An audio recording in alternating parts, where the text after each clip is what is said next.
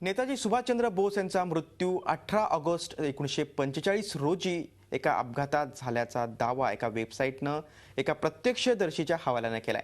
bosefile.info या वेबसाईटनं या संदर्भात अनेक खुलासे केलेत.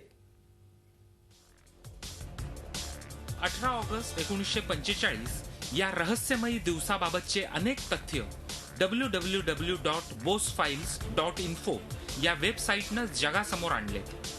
या दिवशी नेताजींनी जपानी एअरफोर्सच्या विमानानं व्हिएतनामच्या टोरेन इथून प्रयाण केलं होतं असा दावा या वेबसाईटनं केलाय. यावेळी बोस यांच्यासह 12-13 प्रवासी आणि काही क्रू मेंबरही होते. तसंच त्यांच्यासोबत लेफ्टनंट जनरल सुनामशा शिदेई हे सुद्धा होते. हे विमान ताइपे डेरेन मार्गे टोकियोला जाणार होतं. मात्र जपानी air staff officer major Taro Kono यांनी या दुर्घटनेचा तपास करणाऱ्या समितीला दिलेल्या माहितीचा उल्लेखही या वेबसाईटनं केलाय. कोनो यांना सुरुवातीला विमानाच्या इंजिनात बिघाड असल्याचं जाणवलं. मात्र त्यानंतर उड्डाणासाठी विमान योग्य असल्याचं त्यांनी सांगितल्याचा उल्लेख यात आहे.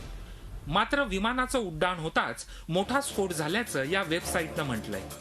या आगीत नेताजींचे कपडे जळाल्याची माहिती कर्नल रेहमान आणि कर्नल शिरो यांनी दिली होती असंही वेबसाईटनं म्हटलंय.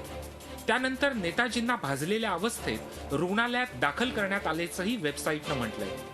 यानंतर काय घडलं याबाबतचा खुलासा वेबसाईट 17 जानेवारीला प्रसिद्ध करणार आहे. Bureau report, Zee media. Zee 24 तास रहा एक पाऊल पुढे.